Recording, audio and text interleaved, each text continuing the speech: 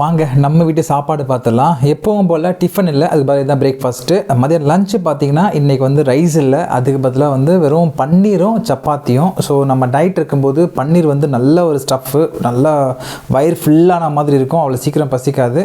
So ரைஸுக்கு பதிலாக சப்பாத்தி எடுக்கிறதும் கூட ஹெல்ப் பண்ணணும்னு வச்சிங்களேன். பன்னீர் சப்பாத்தி இதான் லஞ்சு. நைட்டு வந்து டீ காஃபி இது மட்டும் தான் கொஞ்சம் அவாய்ட் பண்ணணும். நெக்ஸ்ட் டே பார்த்திங்கன்னா காலையில் எழுந்திரிச்ச உடனே நிறைய நாள் என் வீட்டுக்காரம்மா என்ன பண்ணுவாங்கன்னா, நிம்மி வந்துட்டு முருங்கைக்காய் வாங்கி வச்சு நான் குழம்புல போட்டு செய்கிறேன்னு சொல்லுவாங்க. நான் நிறைய நாள் வேஸ்ட்டாக போயிருக்கு, காஞ்சி போயிட்டு. நான் எடுத்தேன் நம்ம ஸ்டைலில் ஒரு சூப் வைப்பேன்னு சொல்லிட்டு. ஆக்சுவலாக அது சூப் மாதிரி இருக்காது, பட் இருந்தாலும் முருங்கைக்காவுடைய அந்த சாறு நமக்கு கிடைக்கும். எனிவே அதோட சத்து நமக்கு கிடைக்குன்றதுனால நானே இறங்கிட்டேங்க களத்தில்.